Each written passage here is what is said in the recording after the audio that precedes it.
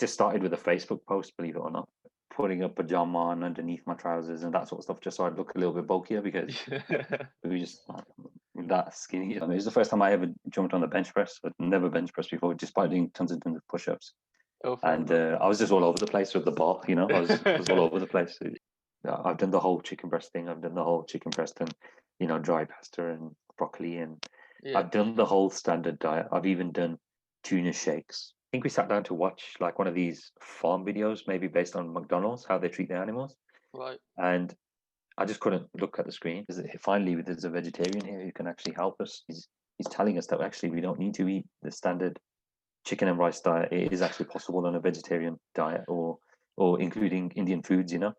I'm just kind of interested in trying to push my strength to the highest level it can be. Yeah. Cool. My guest today is a personal trainer and fitness influencer from Birmingham. He is featured on Men's Fitness magazine, being a My Protein ambassador, and runs his own fitness blog alongside his other social media platforms.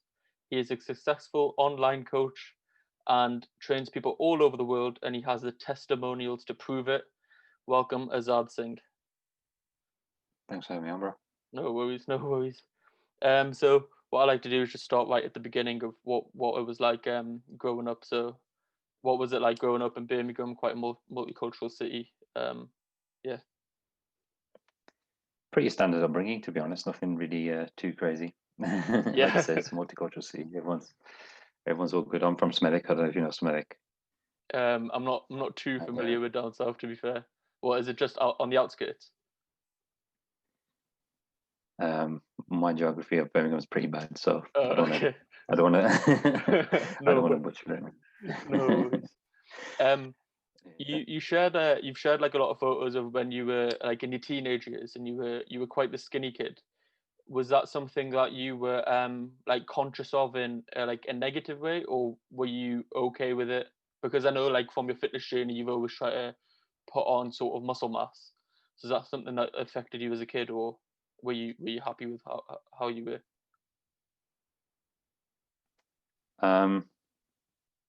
Pretty deep question, man.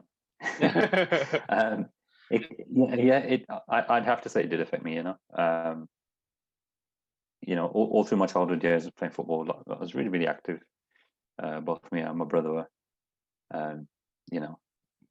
Not just in PE, but after school, and I was in the cricket team, and I played for the Gurdwara football team and training there, and so we were highly, highly active and whatnot. But we were always, as you said, on the skinny side. So whenever I've kind of shared pictures of my past, I talked about kind of beginning the gym journey somewhere around about 60 kilos, and when I actually started training before that, when I was in high schools, it was even lower than that, to be fair. So it was something I was conscious of, but it's not like, I think you're too young to understand anyway and be that self-conscious in those early years. But there was definitely an aspect of, I want to put some size on, and I want to actually feel good in my clothes, so I do remember kind of I do remember kind of putting a pajama on underneath my trousers and that sort of stuff, just so I'd look a little bit bulkier because we were just that skinny, in those days, man. So the mass thing definitely appealed to me. Having seen people like my cousin or my chacha, who kind of got me into training in a similar situation when they were younger, about 16 to 18, and then kind of build up their frames. That's definitely something I was inspired by. So that's kind of, it kind of gelled in nicely with the whole gym journey, really. Yeah. So is that how you got into fitness, is through like through your cousins and stuff, trying to emulate their physiques? Yeah. So I had a chacha who's kind of our age, so we just kind of call him my cousin. But he essentially did the whole natural bodybuilding thing before it was cool to do it on kind of social media. So he was part of the crew where or the generation where your pictures would get featured in magazines back in those days, because there wasn't very many Asian or Sikh or turban wearing fitness guys out there. Yeah. And he was very inspiring. So when I used to go and live with them in holidays and just go and stay over there for like a few days or a weekend or or even a week in some cases. I just pick up little things. How is he eating? How is he training? And we'd go to the gym together, and we did the whole thing together. And it was definitely inspiring. Yeah, That's not bad, definitely because inspiring. you hear a lot of people who go for the first time by themselves, and it's like a daunting experience. But I think Mm. a lot of people obviously go in friendship groups and things like that, and it makes it a lot easier. So having someone who is there to like accompany you in your journey when you're starting off is always like something that's like it makes the start like a load easier, definitely. Yeah, I'd agree with that 100%. The other Do you, thing that made it a lot easier for me was that I kind of I built up a bit of a foundation at home. yeah, So, you know, even though I was getting inspired by other people outside of the house, training actually started in house, where okay, it was my father who basically said, you guys, it's all cool playing football and stuff, but I really want you to do this, and I want you to build up your bodies. I want you to build up your strength and your muscle. So um, we'd always just be kind of like play wrestling and stuff like that, and he wanted us to get stronger, so he'd encourage us to do push-ups and sit-ups and squats and running up and down the stairs, and kind of like a desi regime, if you like. yeah, Um, so that's kind of where it began. It was all in house. yeah, like a montage from like Dangle or something like that. I don't Yeah, know if yeah, you're that familiar kind of with thing. that movie, yeah. Minus the mud, minus the mud. Minus the mud, yeah, definitely. Um, Yeah. do you have like a specific memory of like early on, like your first time that you lifted weights, or the first time that you've like done something in the gym that sticks out in your memory of like, or the first time that you actually started lifting weights? Um, I mean, there's a local gym, and anyone who's from Birmingham or from Smethwick will definitely know it. It's called Harry Mitchell's. That's where I started out. Right. And there's always one memory that comes to mind where when you're going into sixth form and you're meeting all these other upper people from different schools you've never met before, and Yeah. you're just making new friends, and then there's this whole kind of I don't know how to word it without sounding too full of myself. There's a bit of an aura around people because there's rumors that so and so trains, and there's rumors that this guy's really strong and this guy's really strong, and then I get you. Yeah, I there get was you. there were some people two brothers actually, incredibly strong, incredibly inspiring for me. And one of the younger brothers, he came up to me in the corridor. He said, "Are you Azad?" I said, "Yeah." He's, I heard you're really strong. There's like it's kind of weird, but there's a bit of an aura about me, which I would never have expected. Yeah. Um, and that led to a few of the lads getting together, and we met just like that in the middle of like a science corridor, and you get together and you talk about training, and you arrange it and you go to the gym. And it was the first time I ever jumped on the bench press. I'd never bench pressed before, despite doing tons and tons of push-ups. Oh, fair And enough. I was just all over the place with the bar. I was all over the place. I Yeah, wasn't, I yeah, wasn't balancing it properly. It wasn't touching my chest where it should be. And yeah. um, I think that everyone's story had just that went around sixth experience form. with the bench. The first time I've That benched, story, honestly. Sorry, go on. yeah, yeah. So that's the memory, man. And coming back to sixth form to hear about how bad I am at bench press, that just kind of it's a funny memory that I always remember. How far you've came since then? Yeah, that's it, man. It's just reps. Yeah, that's Just it. got to That's keep it. at it. Like, when do you? So is that the time do you think you like caught the bug? Was there a specific moment where you're like, right, I want to do this?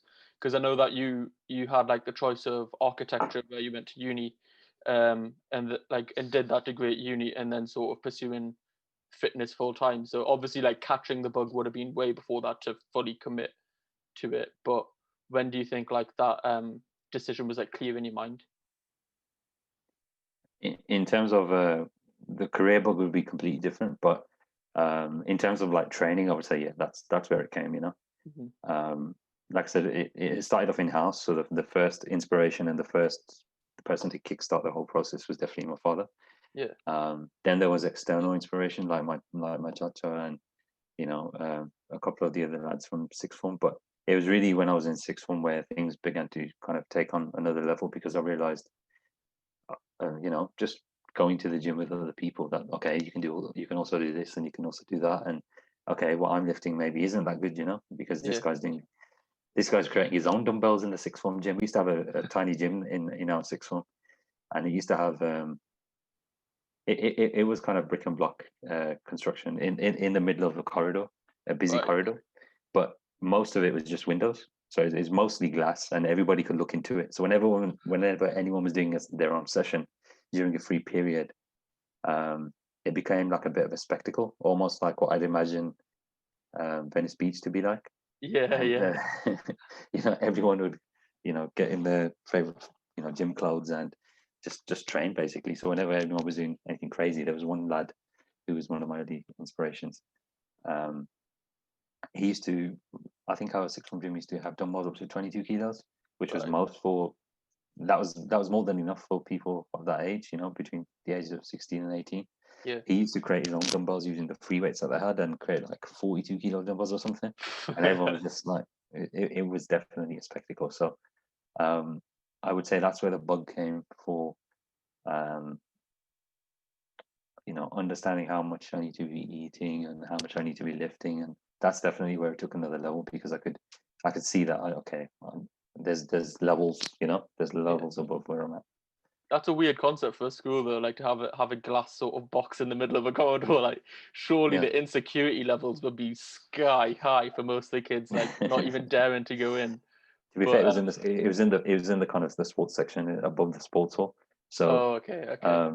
not as bad as maybe I made it sound, but Yeah, it was a busy corridor, and there was definitely like people always like looking in who's training and who's doing what. It's just like that, and it wasn't like in any kind of negative way.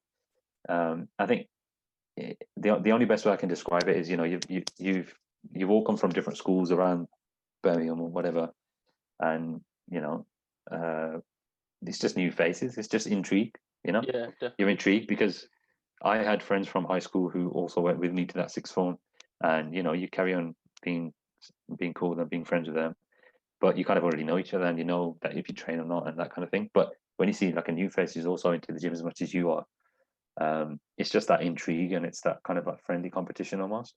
And there was definitely a lot of that in those days. Yeah. And then after sixth form, as was sort of like mentioned earlier, you went on to uni to study architecture. Yeah. And then sort of you had like this crossroads of whether you're going to pursue architecture or go down the fitness route. And then how did you sort of come to the conclusion that you were going to put 100% into fitness? There definitely wasn't a crossroad No. that early on. I definitely wanted to be an architect. Okay. Um, that came kind of later on due to kind of circumstance and Right. just also following through on my passion, right? Yeah. But as far as both kind of studies went kind of they coincided, they went together. Hmm. I studied PE at GCSE in high school. I studied PE at A level. As we were doing those things, I was doing other things on the side, like football coaching. I was a football coaching course, that is. Even in sixth form, we were kind of teaching some of the younger kids as part of our PE modules. I also did the fitness instructor course there, and then I did the personal trainer course kind of eventually while I was at uni. So Right. in terms of the education in both fields, it kind of just it went together really. It ran parallel. Right. But it was much later actually when I decided, I can follow through with my passion really, and I'll actually make fitness a full-time income, Do which you was kind think of that, do you think you after see any graduation. parallels between the two as well, as in not just educational wise, but like you going from building structures to building bodies essentially? Yeah, it's just plans, isn't Yeah, it was, yeah, it? yeah. It's just plans. That's it. That's it. Whether it be for buildings or bodies, it's nah. I can't say I've ever thought about it. I can't say I've ever thought about things running parallel or any similarities. Um, I wouldn't say so. I, I wouldn't say so. There are any. I Yeah, think that's me just oversimplifying a very complex sort of field of yeah, absolutely, architecture. absolutely. And then when you did pursue like fitness full time as a personal trainer, how did you go about doing that? You said that you already had the qualifications, PT qualifications, while you were at Mm. uni, and you did all these other fitness things prior, like football coaching and things. But when you wanted to solely focus on being a PT, or was it a solely focus, or was it you were still doing other things in the background and it just eventually took over? What kind of like transition was that? So yeah, I was doing initially other things, but once fitness kind of got big enough, it did become full time. The way it kind of just started was, with social media, you're sharing your progress pictures, you're sharing the fact that you're vegetarian, and that just creates a bit of intrigue, right? So people were already kind of messaging me for plans and getting a program together. And because I had the PT qualification, it was something I was doing anyway. I was already training people in the gym, and I was already helping people online. So I thought, this is a bit of a niche here. That's kind of when it clicked in my head that, okay, this is actually something that people want. Yeah. And it started off with me just waking up one day on New Year's Eve and just thinking like, okay, if I actually want to do this, I just need to do it. And what better time than New Year's Eve, right? Because literally the next day, people are going to be very, very motivated to make some change with regards to their fitness and their health. Definitely. So it just started with a Facebook post, believe it or not. And I said, you're going to answer these questions for me in the form of like a questionnaire. I'm going to try and create a tailored program for you, a tailored plan for you, basically, not even a program. And it was something really cheap, I think I started off at something like £30. Yeah. It just caught on. People were very excited by the fact that, okay, finally there's a vegetarian here who can actually help us, and somebody who's Indian and Sikh and is saying, like you said, it was quite relatable. That's how it was for them as well. So 100%. Finally now there was someone who's a PT who's into their fitness, and they've got the abs that everybody wants. And not only that, but he's posting pictures of Roti, and he's telling us that actually we don't need to eat the standard chicken and rice diet. It is actually possible on a vegetarian diet, or including Indian foods. Yeah, 100%. Do you think that what time scale do you think this was? Because for me, you were one of the first people that I seen who was a Singh, who had the turban, had the beard, was eating roti, like you just said. I didn't really see anybody else doing it. So do you think I don't know if there was, like, if you had quote unquote competition back then, but do you think you were one of the earlier ones to get into like exploiting social media? Exploiting sounds like negative, maybe utilizing. Utilizing social media to sort of get like your message out. Yeah, I mean, I'm not going to obviously sit here and say, yeah, I was definitely the first one. It's my idea. Highly unlikely that's actually the case, but it's a generational thing, right? So the generation before, like I said, with my chacha, he was probably, I'm not actually sure, there could have been maybe dozens like him, but as far as me looking in a magazine and seeing a Singh, and we're talking about how long ago now? It's when I was in high school, so what, 10, 15 years ago, I thought he was kind of a quite unique in that sense, and kind of like the first one or whatnot. And then when it comes to social media, you get that new crowd, and then then there's something else, like you can almost see that Instagram's kind of maybe had its day, and then there's new social medias that arise, and then there's new people on there. There's a new generation on there who makes it really, really big, and it's just the way things work. Yeah. It'll be the next wave of TikTok fitness influencers. Yeah, exactly. And then maybe people in my generation are just going to think, I ain't got time for none of that, because I definitely feel that way. So I think everything just has its phase, right? And maybe I was in good timing. I will say that much. Yeah. Because especially when, I mean, one of the early things, why I can say that kind of confidently, is because one of the early things that I did to, make sure is this an area where I can actually, do well, or is this actually something that people want? I tried to find out who were the kind of the big online trainers in the game at the time. I think we're talking about 2015 now. So it wasn't new, like online training, it wasn't new, but it was definitely a hell of a lot less popular than it is right now. Yeah. And the two of the biggest guys I could find just didn't really offer anything in the way of not eating meat, or in the way of tailoring things to Indian cuisine, and Yeah. I thought that was pretty big. But this was someone who prided himself on being the world's number one online trainer, whatever that means. Yeah. And when you got a following of millions, um, massively established business and all of that, that's great. Fair play to him.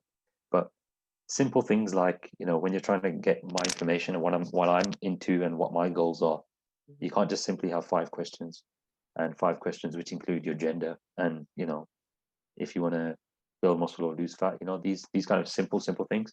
I Yeah. felt like you need to know me a lot better to create a plan for me, Yeah. for me to reach A to B. And I also felt that there was just no help for Indians. So they couldn't understand roti, they couldn't Yeah. understand some of the other elements of Indian cuisine, and I just felt in that because of those things, it just wasn't tailored as tailored as I'd hoped. So I thought there's a kind of there's an area here where I can make it way more tailored, and that's what I ran with. Definitely. Because I remember when I was trying to use MyFitnessPal to track roti for the first time. It's not the easiest when it comes to portion sizes. Like Yeah. you know for a fact that a roti on MyFitnessPal is probably not accounting for how much butter your mum's put on the roti or something. Do you know what I mean? But Yeah. how do you? So going back to nutrition in general, is like you did used to eat meat before 2011. Yeah. And then transitioned into vegetarian, and then took the next step to becoming vegan in 2015, right? That's correct. Um, Research. no, thank you. How did you feel? You were training before 2011 as well, so how did you feel like lifting and stuff while eating meat? Do you think? And how was the initial transition from meat eating to vegetarian? And how do you think that affected your performance? Yeah, so I ate meat for most of my life, and the initial years. I mean, I've done some pretty crazy things, and I still tell people about it today, where it's just things I picked up from my chacha. So I've done the whole chicken breast thing. I've done the whole chicken breast and dry pasta and broccoli, and Yeah. I've done the whole standard diet. I've even done tuna shakes, believe it or not. So just getting tuna out of a can and blending it with water and drinking that for protein. That does not sound nice at all. I've been to those extremes, and initially it was difficult to become vegetarian. We're talking about a time where it wasn't big, being vegetarian, and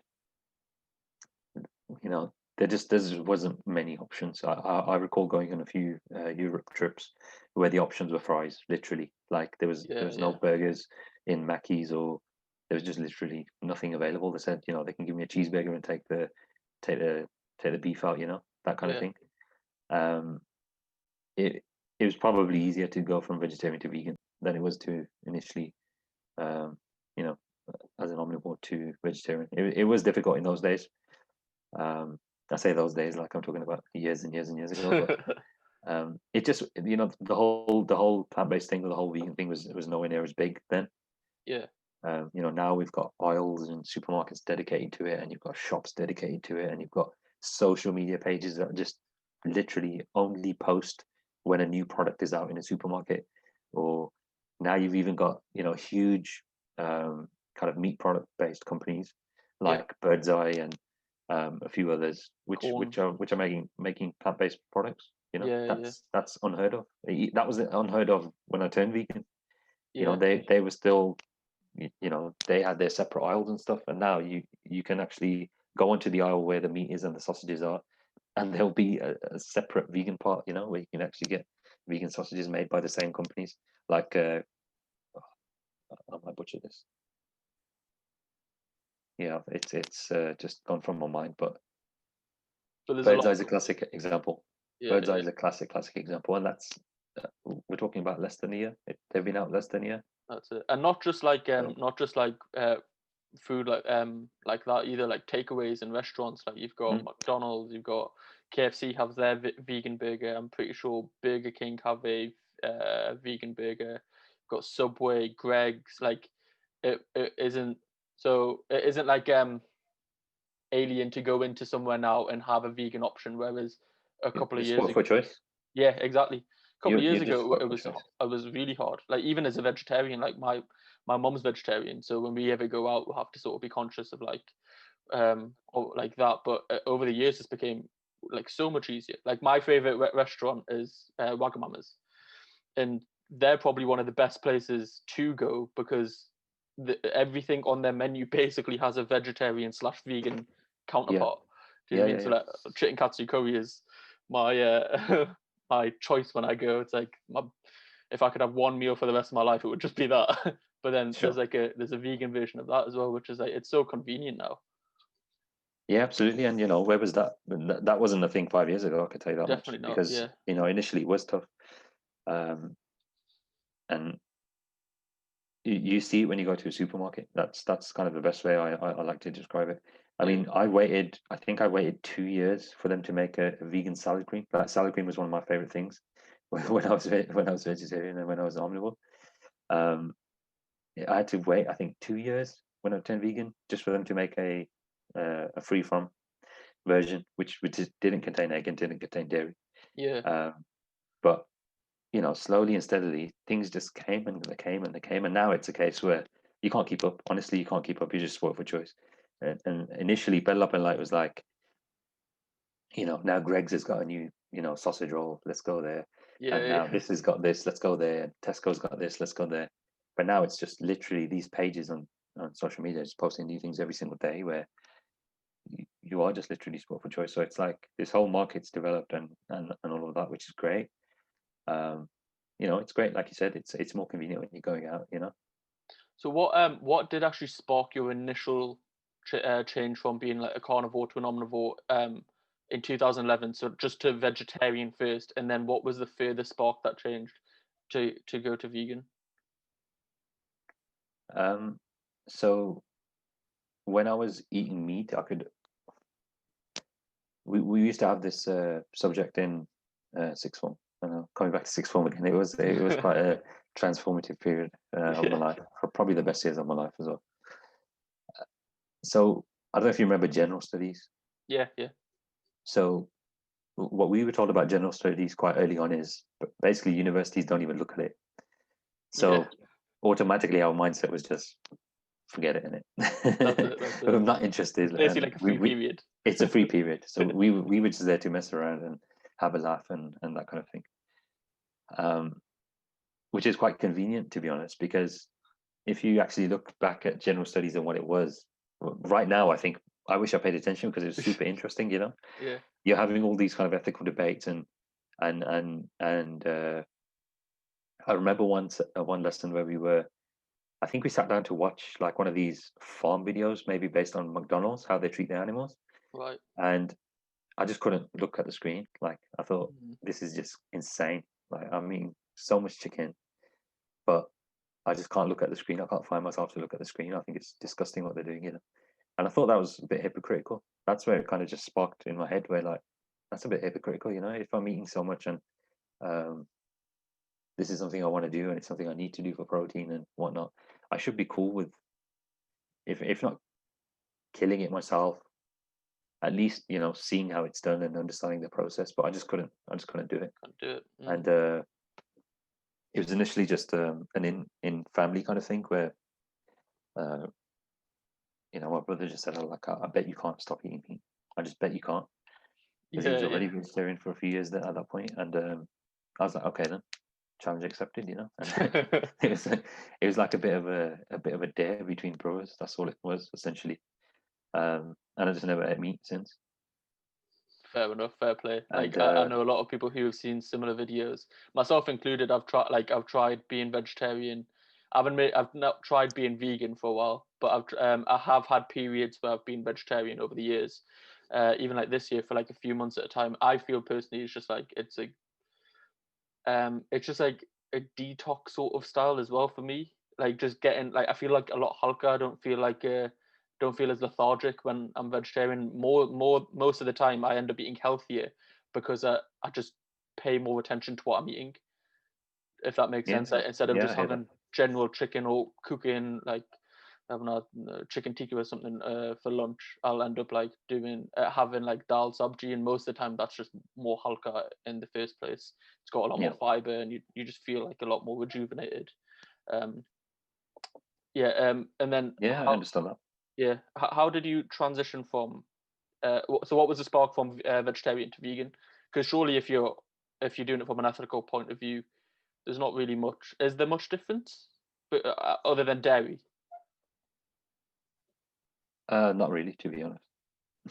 It is mainly just dairy and eggs, depending on which type of vegetarian you are as well. Right. Okay. But I don't know if there was like a specific spark. There was definitely documentaries and books and a period of learning and a period of maybe being made aware of what was going on. I think that's a good way of putting it. Mm-hmm. And I just kind of began to think that if I'm not okay with the animals being killed for me, maybe I'm also not okay with the caging and the way they're treated as well, you know? Right. And I would say that was the kind of the main driver, really. It was just the kind of the ethical side of it, as well as knowing some of the environmental impacts as well. Yeah. It was something that I wanted to be kind of a long-term decision. So it definitely wasn't a case of, you watch one documentary and that's it. Ugly, then, Yeah. just, I'm adamant I'm not going to do it, because that becomes quite short-lived. I feel if it's emotion driven, I feel like it's quite short-lived. And when you find yourself in a situation where, I don't know, you've got some Ferrero Rocher lying around or something, you're just probably going to think, nobody's looking, go eat there, because anyhow, let's just eat. I think that works for anything, not just being vegetarian or vegan. I think that's most diets go like that as well. Yeah, absolutely. On a strict diet, and then they just see like a little piece of chocolate, and they're like, "Oh, one piece won't hurt." Absolutely. That's why I didn't want it to go that way, and I didn't want these creeping things of maybe if I'm having Greek yogurt and maybe if I'm still eating on day I'll be fine. I didn't really want that. I wanted to fully understand what I'm getting myself into. I still remember, like, I'm a massive fan of whiteboards. I've got like a huge one over there. Mm-hmm. I remember putting on my whiteboard like 40 or 50 different meal ideas, just in case I would ever get stuck. Right. So whenever I would get stuck and be unsure of what to eat, I just refer back to this whiteboard where it would say, I can have quinoa with, some soya, the curry, that kind of thing. Just 40 or 50 different meals that if I would ever be stuck and unsure of what to eat, and rather than reverting back to what I knew with Ande, I was a big fan of Ande, even when I was vegetarian. So rather than reverting back and failing and being unsure and not getting enough protein and eventually giving up, I'd always find myself kind of with this list of things that I can eat and some ideas. So I made sure it was a slow transition, and eggs and honey were the last things to go. Right. I found dairy quite easy, to be honest. Like even in 2015, there was soy milk everywhere. Yeah. There wasn't the level of dairy replacement that there is now. Like now, it's crazy. You can get yogurt, you can get Greek yogurt, you can get ice cream of any flavor, you can get some of your favorite ice lollies, even like you can get Magnums and all sorts. I didn't know Magnums did vegan. Yeah, there's all sorts. There's absolutely Did all sorts. Halo Top do vegan style? I believe so. I'm not really massive on desserts and ice creams, but right, okay. I think I've seen it on the shelves. Yeah. Okay, it's just because I know that's one of the like more fitnessy style based ice cream products.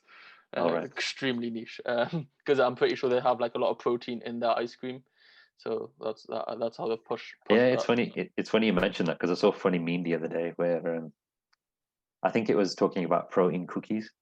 Yeah. And it was a recipe for a protein cookie, and what they said was, eat your favorite cookie. Like literally, it doesn't have to be a protein one. Just eat your favorite cookie that you enjoy. Just have one, and then also have a protein shake. That's Done. it. Yeah. I've seen that. I think you posted that on your Insta story, I think, didn't you? Yeah, I might have shared it because I just found it hilarious. But it's like there's this whole market that's emerged which wants to combine the both, and then sacrifice the taste of the thing that you want to enjoy in the first place. It's like, why don't you just enjoy some ice cream if you want it, and then make sure you're eating enough protein across the day? It's quite funny. That's it. That's it. So, staying on the protein topic, what is your main sources of proteins, and how many like calories and how much protein do you intake a day? Because seeing your physique, which is obviously like on Insta and stuff, you're not exactly a small lad now, as like you once were, where you might have not needed as much protein back then. I imagine you need quite a bit of protein, which would be a lot of soybeans or a lot of chickpeas. Or how do you supplement that to get the protein you need? Yeah, I'll get into that. I mean, I feel like I'm still, small. I still feel it just depends which circle of people you're talking to, right? Yeah, it's all relative. Yeah, absolutely, it's all relative.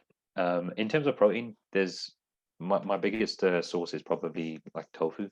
If I had to put put a number in terms of what's my biggest source, that's probably the number one source. Or let's just say soya in general, because I do have probably about a liter or so of soy milk a day. So there's extra firm tofu, which is high in protein. There's so many different things now. You can supplement on top of your protein with different powders. So you can get blends of pea protein, and you can get bean based proteins in there. You can get rice protein, and etc. etc. So I don't feel like it's much of an issue anymore to get your protein as a vegan.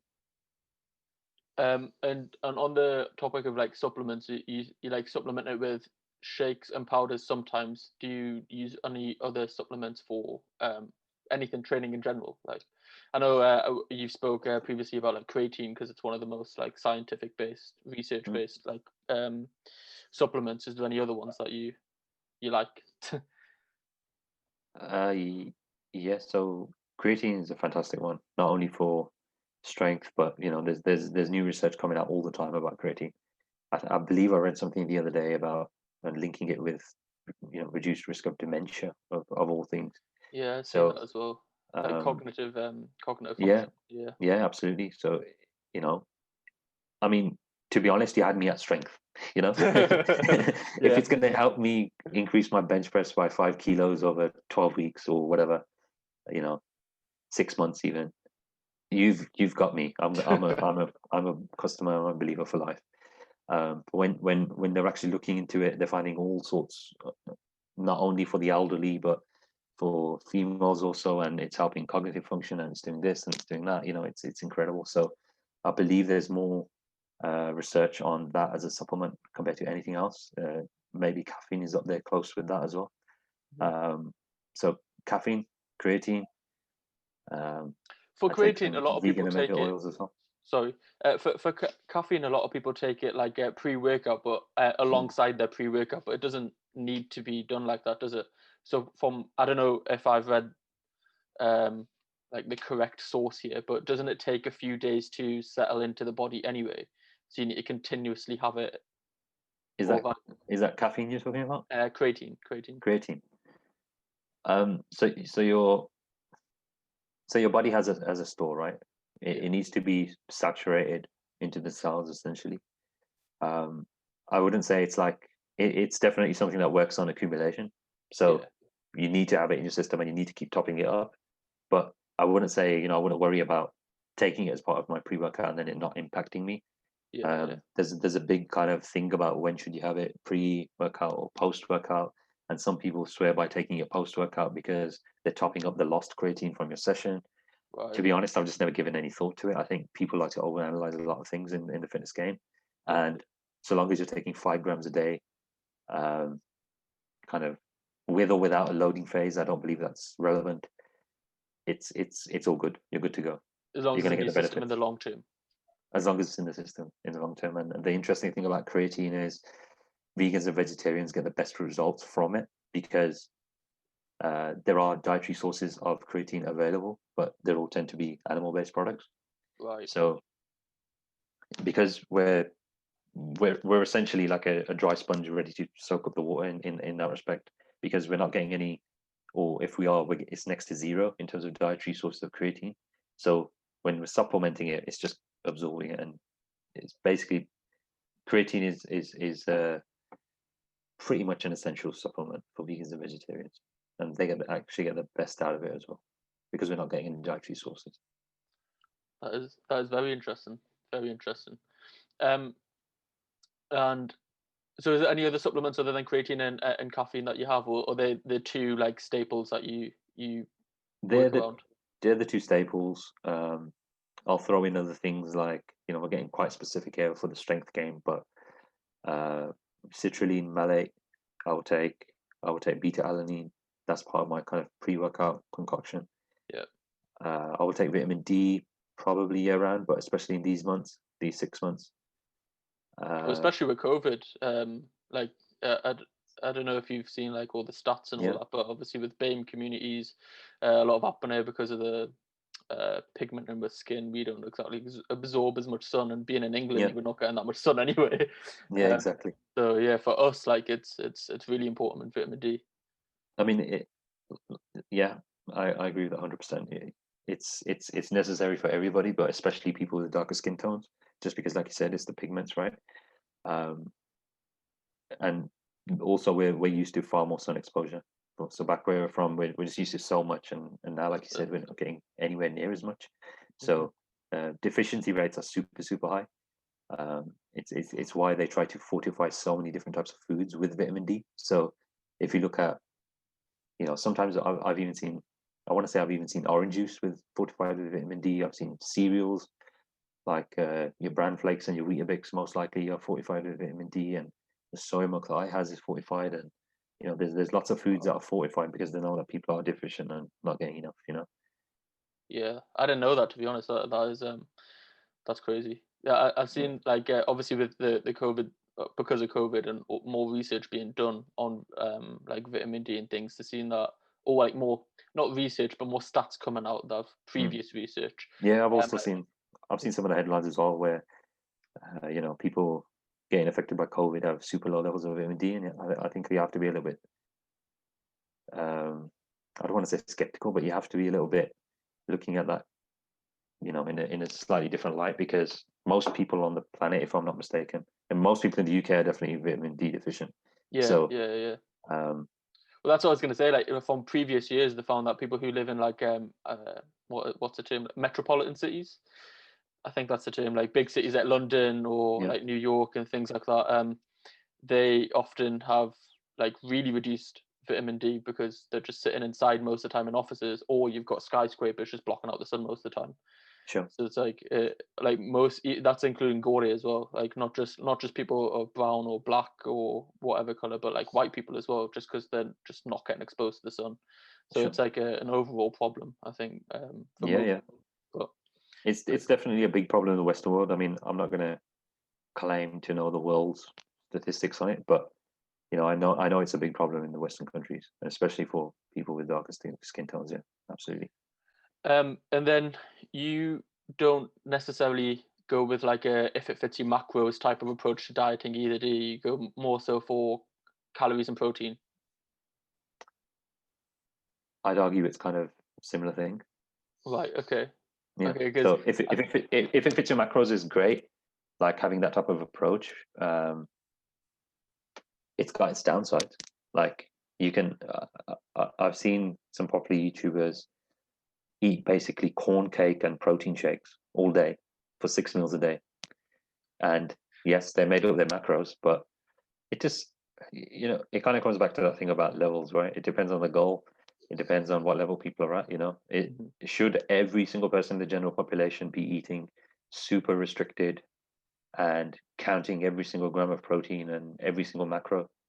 No, and I don't really encourage my clients or anyone to do super detailed and making sure they're eating every gram of the macros. Like you said, there's a bit of a focus for me on calories and protein, because that's the level where you're kind of ticking off most things, and if you're ready to move things to the next level, like you feel like you've got a good grasp of calories and protein, you've got to remember everyone's at a different level, right? And if I'm expecting coaching from somebody and I've got my understanding of nutrition, maybe I would be okay with tracking all different types of macros, but most people don't really have a good sense of what they're eating. So just telling them to try and track their calories and try to be aware, a little bit more aware of what they're actually eating and how many calories are in there. That's quite a big step up for them already.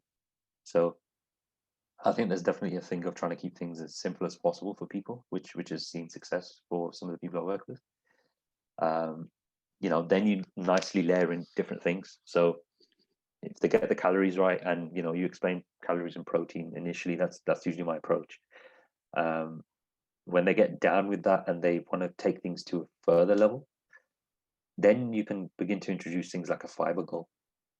Right. Because what I usually say to my clients is, you can meet your calorie requirements and your protein goals. I wouldn't say easily, but it's doable. It's not like you don't have to really restrict yourself from what you enjoy eating. You probably just need to be a little bit more mindful of the protein sources, and maybe eating a little bit more yogurt, and eating, taking in some more protein shakes and having some more tofu and that kind of thing. But it's not the hardest thing in the world. It's not like a strict diet, right? Yeah.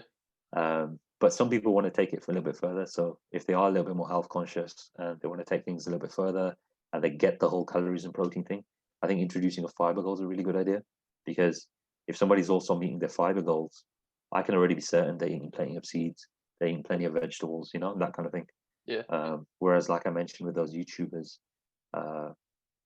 you can meet your macros eating cakes and protein shakes. It is kind of possible, but like we said, we're talking about kind of different things here. Where definitely we also need to consider health. A lot of people are doing fitness. The vast majority of people are doing fitness for the health.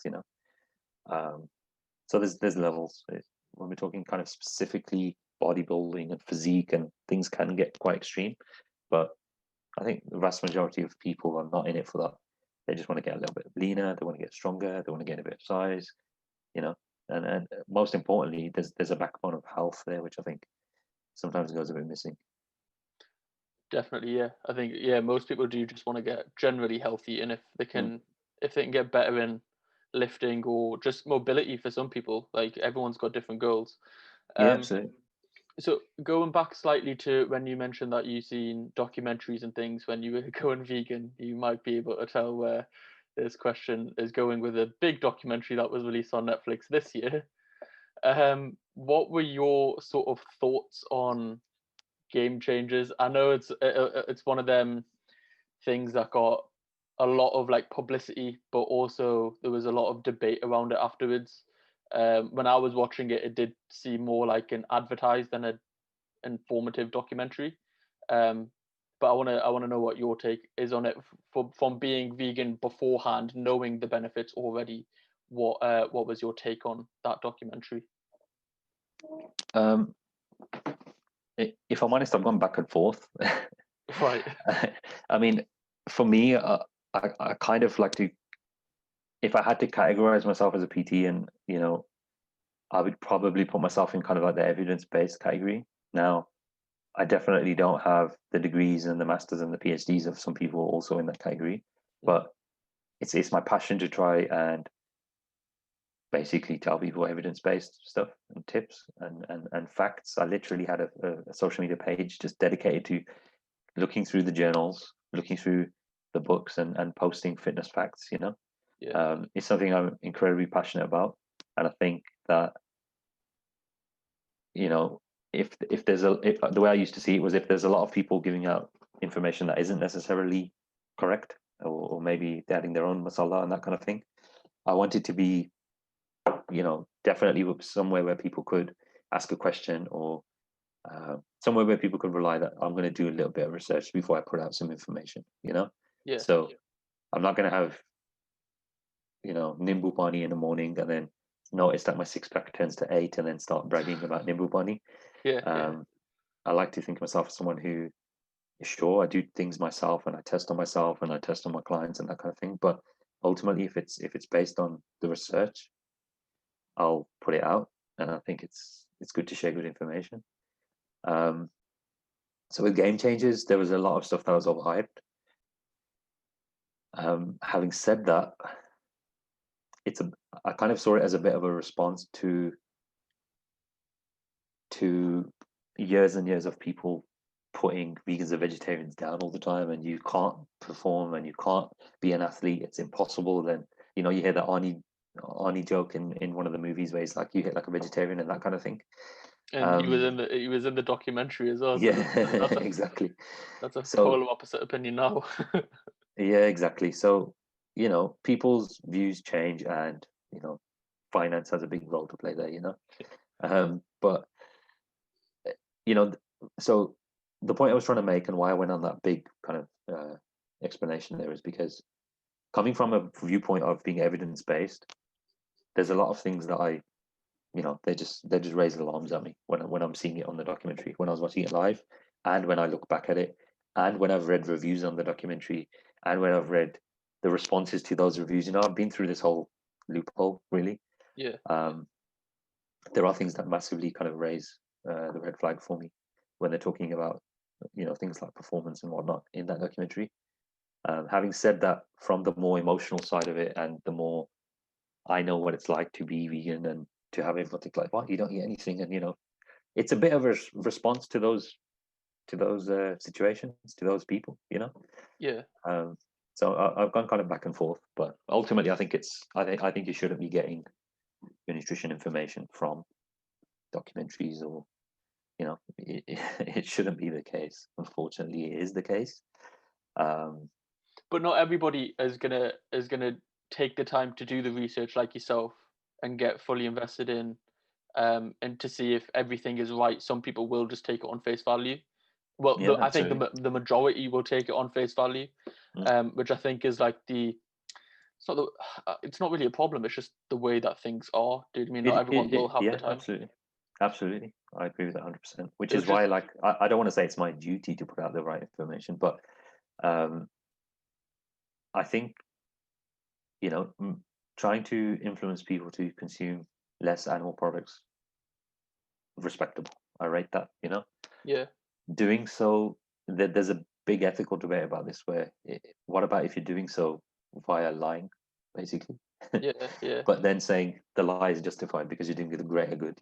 There's a big ethical debate about that, and I'm not entirely sure where I stand on that. But from my evidence-based kind of PT methodology, or that's kind of my philosophy, right? So I couldn't see myself doing that. I just wouldn't do it. I haven't done it.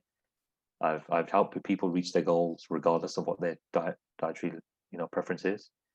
So do you still make nutrition plans for people who consume meat as well as people who don't? I do. Right. Okay. Because as a PT, my job is to help somebody get, literally Anybody. to help them get results. It's to help them get gains. If I see something is really over the top and extreme, I would definitely point them out to, maybe we could reduce this consumption a little bit because of XYZ. Maybe it's not the best thing for long-term health. Just similar things like that, like red meat, for example. Yeah. I'll definitely point out some facts, but it's not my job to sit on a Skype call with somebody and convince them to be vegan, or I'm not working with you. That's not what I do. Yeah. My Just put out the duty as a facts and they can PT. make their own decisions. Yeah, absolutely. If some, don't get me wrong, if somebody approaches me for help with the transition, because I have worked with clients who say, look, I've been eating meat this long, blah blah blah. I've watched this, I've read this. I've read some of the stuff that you've put out in terms of some of my writing. I want to move into vegetarian. I want to move into vegan. Can you help me do that? I have helped people do that, and have helped people transition. But Yeah. that's not like a sole thing of what I offer, because I do know of PTs and online coaches who basically say it's vegan coaching, it's vegan online coaching. So I'm not exclusive to just vegans. My duty as a PT is to help people get gains. Yeah, definitely. And then as the documentary sort of like highlighted performance, I want to like pivot from nutrition to performance now, if that's okay. So so you train quite early in the mornings. I don't know if that's the same during lockdown or not, but when everything was normal, you used to train at like 4:30, 5ish or something in the morning. Yeah, it used to be 5 o'clock. Right. Just because of preference, not because it's. I know people listening are probably thinking, okay, Azad Singh does this, yeah, but it's not because it's more optimal. It's not because it's better for fat loss or anything like that. It's just because that's when I could fit it in. That's when there was no distractions. That's when I can get home and still see basically everybody else waking up. So there's no responsibility at that time. 100%. There's no distraction at that time, and I just liked getting it done before the day. 100%. I just liked it. That's it. Like, That's I know that The Rock is a big advocate of that as well. I don't know if, like, you know, like he frames it as like the anchor. You just get it done, it's out of the way.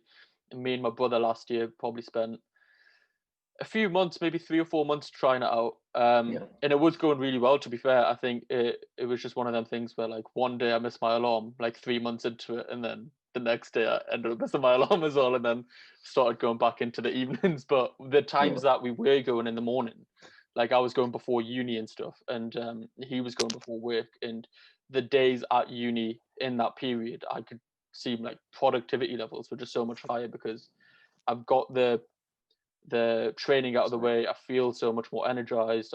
I've done my workout sort of thing. So I do I have tried it out, and I do think it is really good. I just couldn't sustain it long term, unfortunately. That's the key thing. You hit the right word. Fitness kind of just comes down to what you can sustain. So we were kind of talking about diet. We were talking about different approaches. We were talking about macros. We were talking about calories and protein. It comes down to what you can sustain. So if you're looking to lose some pounds, if you're going on a lettuce diet, you know, I've heard some pretty crazy stuff, you know. But if you can't sustain it for more than a couple of days, just forget about it. It's, you know, it has to be something that you can sustain. And the same thing goes for workouts and timing your workouts, what time you're training. It's pretty irrelevant. It's next to zero, you know. I'm pretty sure it's zero, to be perfectly honest with you. I think it's like the thing that we were saying before was that people always go to like the minute details where they're not focusing on the foundation. It's like like you do hear the argument of like, if you weight training, you should do it in the evening because you're more full. But all of my sessions I prefer have always been in the morning. So like when I'm at uni and I have when I was at uni and had 3 periods in the morning, I'd always train in the morning just because I feel less lethargic. For me, being full for weightlifting was me being lethargic, whereas in the morning I was empty, so I might not have as much energy, but I was way more like I did have more energy because I wasn't lethargic. Yeah, which was but that's just, again, it's just preference. Absolutely. And the sort of training style that you do, is that because you're trying to transition into, well, pre-COVID, you were trying to transition into like powerlifting, am I correct? I've always been into strength, but you're pretty much right in that it became more and more my goal. Yeah. Right. Is that is that still the goal if we can get back into gyms for the foreseeable, or at the moment how's your training going at the moment? It's still my goal. Yeah. I'm just kind of interested in trying to push my strength to the highest level it can be. Yeah. At any cost. So if I go full dad bod mode in order to do so, I'm perfectly fine with that. Which, in honesty, like sometimes I think maybe I just couldn't do before. But Why yeah, so? I'm kind of fully invested in just trying to push my numbers as high as they can go. Why do you think you weren't able to do that before? As in dad bod style? Maybe you think maybe kind of subconsciously I thought work or business or the image is kind of related with how lean you are. Mm-hmm. That tends to be a thing with coaches. Do you feel that pressure? Not anymore. Right. Not anymore. And maybe that's because you're established, you know. I can't really give you an answer there, but it's definitely kind of a requirement of in this kind of image based generation. Can we say that it's an image based generation? Yeah. Well, especially with social media. Yeah, it definitely is a requirement, right? Like I feel like someone I kind of respect, Lane Norton, was talking about this as well. Like he tried to launch a new supplement company. I believe that's what he was talking about, and he said people just didn't take him seriously because his body fat percentage was like 25%, you know. And he's been on natural bodybuilding stages before. He's been like shredded, absolutely shredded. But he said he had to get lean. I was watching one of his videos where he said he had to kind of start a diet and get lean again, just so that people would take him seriously and actually see that he's in shape. Yeah. As opposed to just putting out a ton of content at 25% body fat and people just not taking him seriously, like, who is this guy, you know? Because again, it comes down to that generational thing of if you haven't been on Instagram and seen Lane Norton, you know, Lane Norton's quite an old school guy, you know. Yeah. I don't know if you're aware of him, but he's someone that I used to read about in the magazines when I was beginning, you know.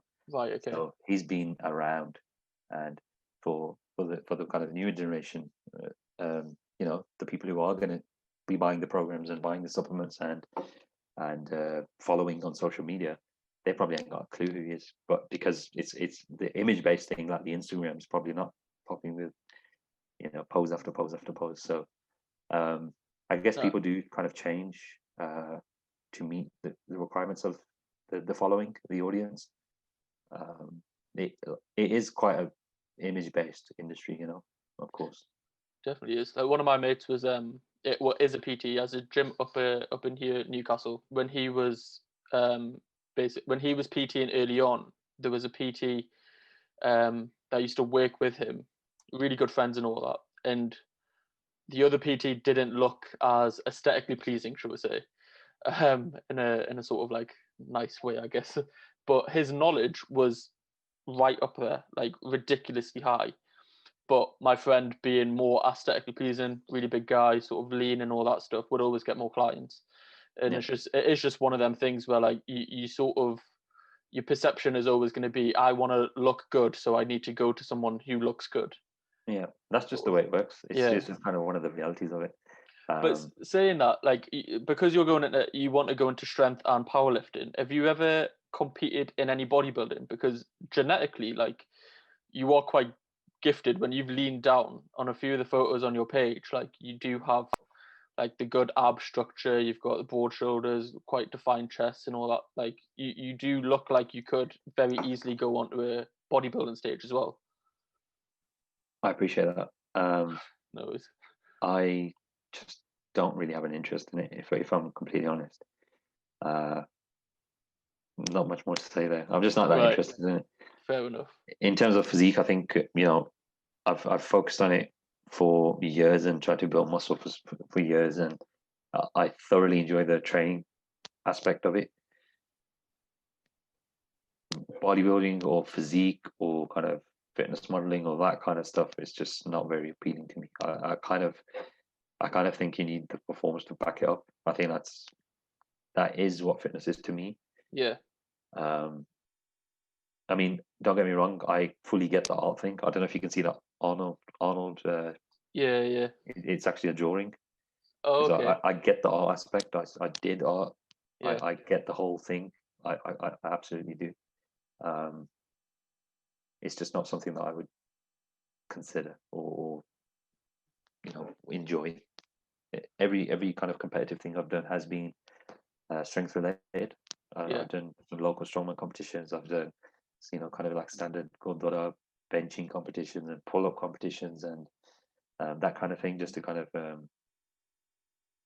you know, try and support community and try and support the Gurdwara doing their thing and try and encourage other opponents to get into the fitness scene. Yeah. I'm all for that kind of stuff. I mean, the reality is, like you said, genetically this and genetically that.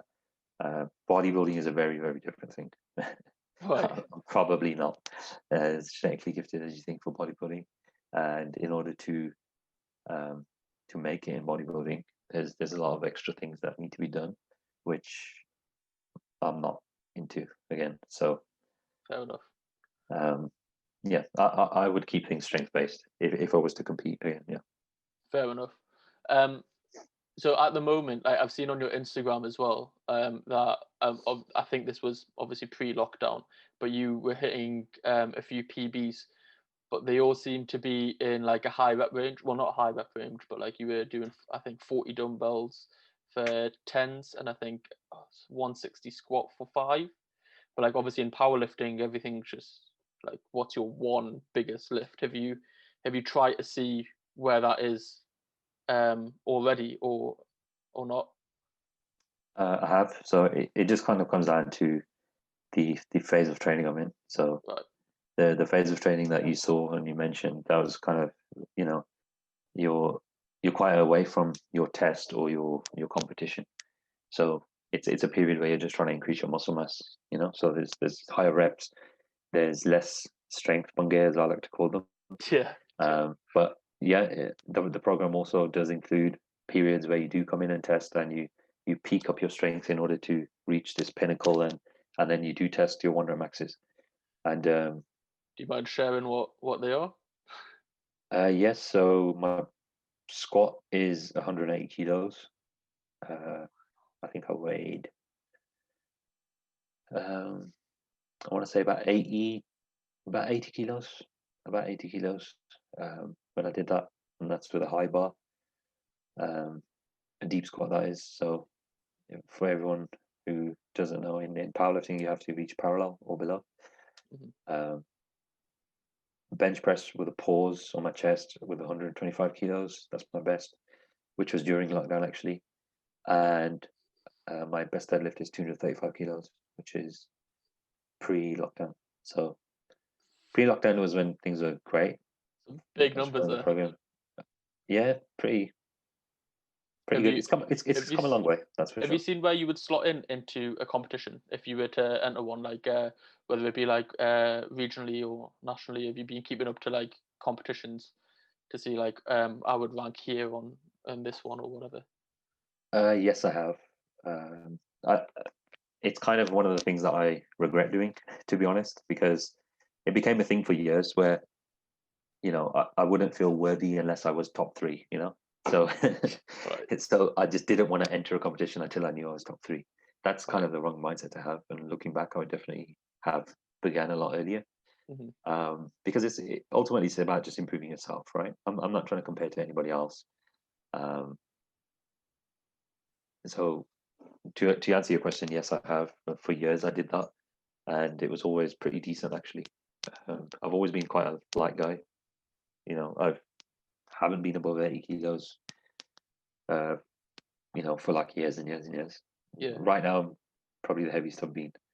But lockdown's probably played a part in that as well. Yeah, but also just kind of, you know, just filling out your frame as well and trying to intentionally put on size. Yeah. Lockdown definitely has played a role. I'm leaner now than I was at the first lockdown, that's for sure. And then to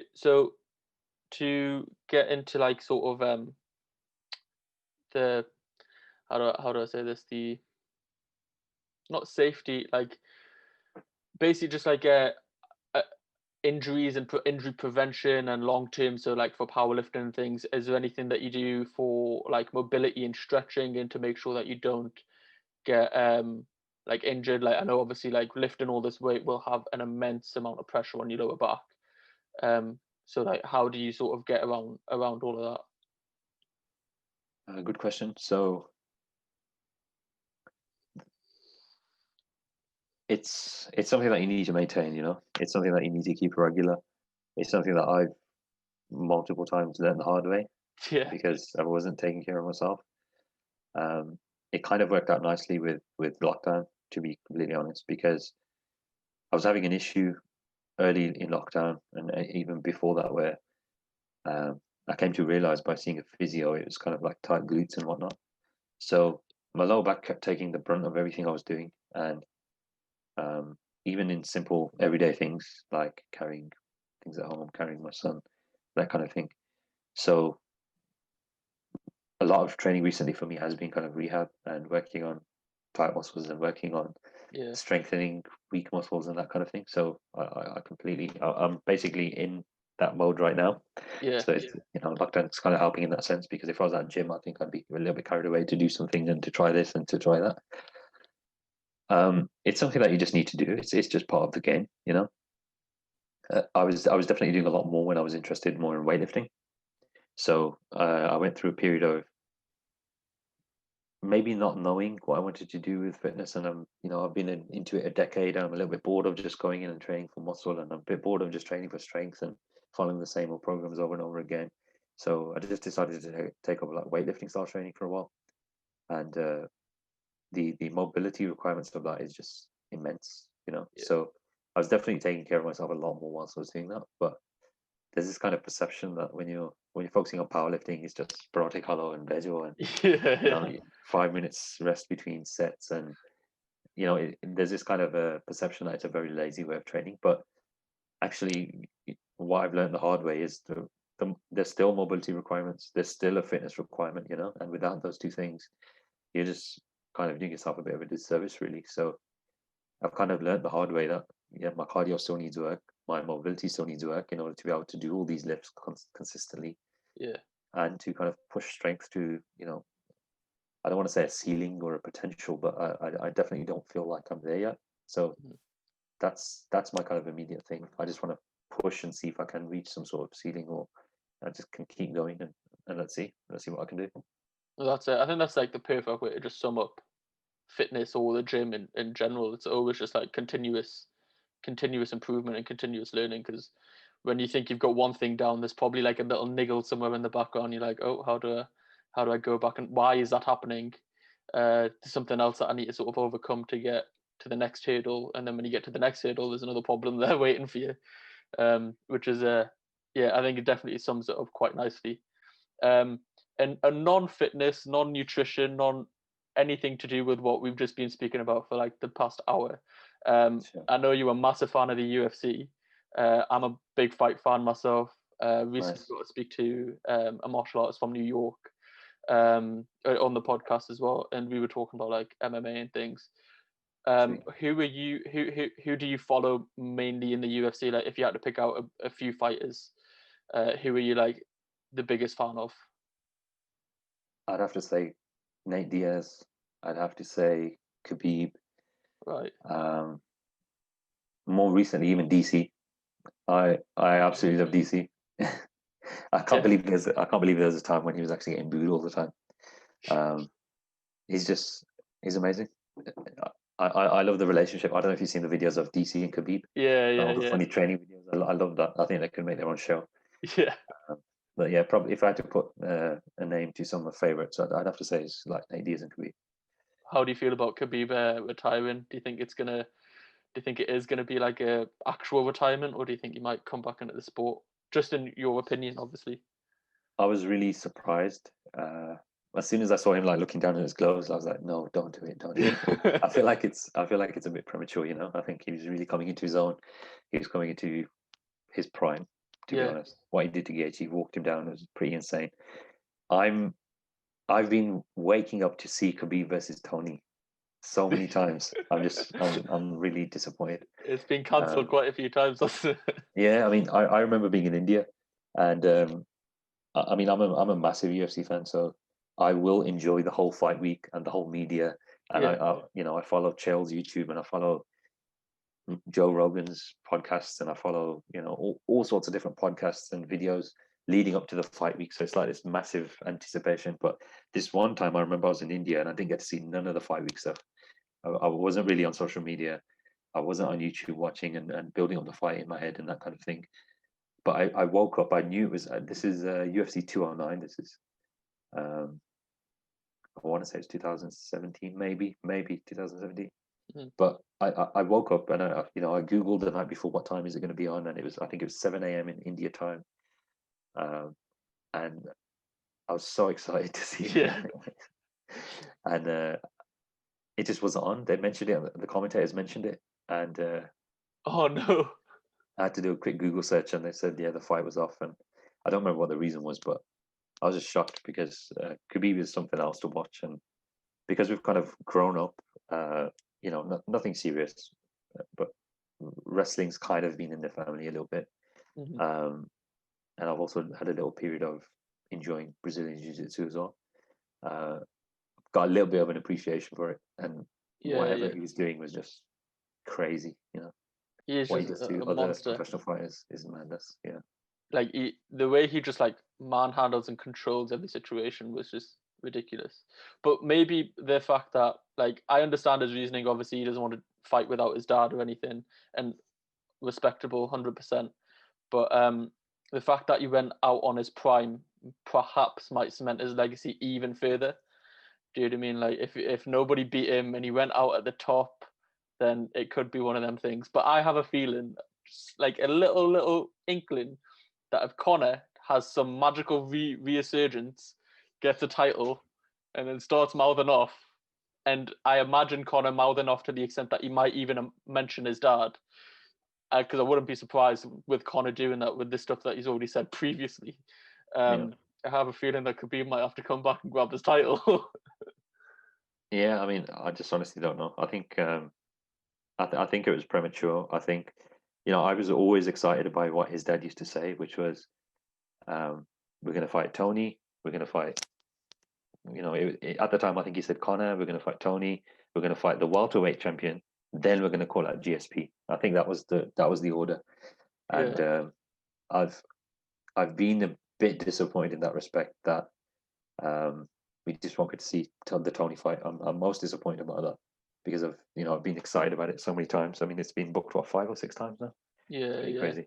And it's I think it's something that people will only realize in like a generation's time, like 20 years time or something, because it's the equivalent of, I don't think anybody would disagree that they're the best 2 lightweights ever. Yeah. I don't know anybody who disagrees with that. But for some reason, when Tony lost to Gaethje, everybody just wrote him off, despite the 12 fight win streak before that. Yeah. So I kind of see it from that point of view, where like he had a 12 fight win streak and never got a title shot. That's just crap treatment by the UFC, But it's also so exciting in terms of styles because what most people do against Khabib is, he's got this aura around him, and they're so worried about the takedown, and then that gasses them out. Then they're worried about this, and that gasses them out, and then they're getting the face smashed in for a whole round. That gasses them out. But you're talking about Tony, somebody with the best cardio in the UFC. He's not going to quit. Yeah. I just don't see him quitting. But everyone was saying that about Gaethje as well, and it sort of went a similar way with him. That he's got like ridiculous stamina. He wasn't going to allow Khabib to do his normal game. He was going to go forward, and then in the first couple of rounds, he seen that, and it just ended up going the same way. I think as fight week got on, I just got more and more confident in Khabib. Yeah, I've never been so confident with Khabib, to be honest. Fair enough. I definitely knew the threats. Like my mates just said, it's 100% win for Khabib, and I said no way, it's going to be that. I think he will take more damage than he's ever taken, which I think he did. Yeah. Especially those leg kicks, they were horrible. I don't think there was, a few more of them, and we could have had a very different fight. In terms of the pure wrestling, I thought it was really interesting, and it was quite equal, to be honest. Yeah. Like whenever they would get up in a clinch situation, Gaethje did very, very well. Yeah. It was when Khabib was doing his standard thing against the fence, there was just no answer whatsoever. Yeah. That's his game, though, isn't it? If he's got you up against the fence, then it's pretty much good night. Yeah, absolutely. And then we all knew. I think we all knew once it was on the ground, it was all over. We've never seen Gaethje's Brazilian Jiu-Jitsu. Even he said, if I get pushed up against the cage or if I get taken down, I'm in a crap position, basically. Which to me just said, it's Khabib. That's it. Yeah. He's pretty much admitted defeat by that point. Well, thank you for coming on. I like to finish off with a few quick fire questions, if that's okay. Sure. So just like 5 or 6 of these, and they should only take like a minute or two. Yeah. So the first quick fire question is, what are you most proud of? Ooh. They are a bit deep, so I say quick fire questions. Everybody normally takes their time because they're like, oh shit, that was deep. Yeah, it was deep. Accomplishment, probably my degree. I had to go through a lot to get that. Sweet. What's your favorite memory of your career so far?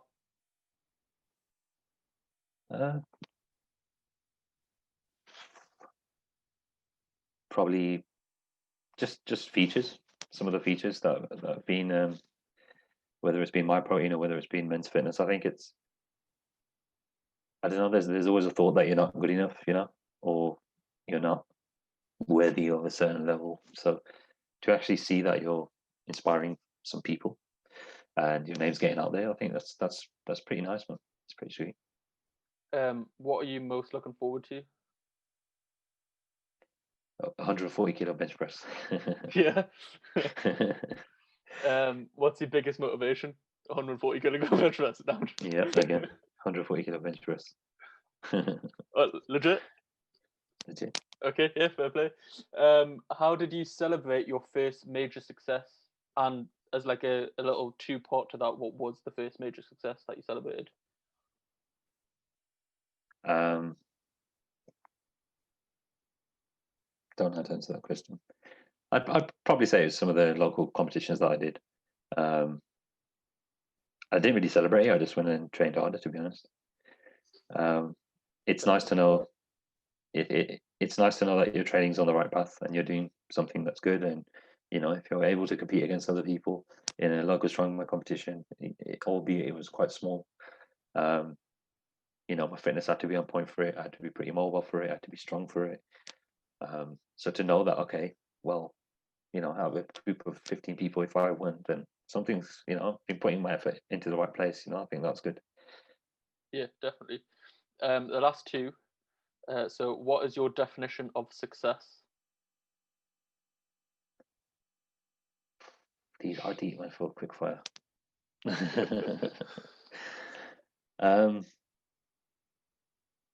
Just achieving what you set out, I guess. Solid, yeah.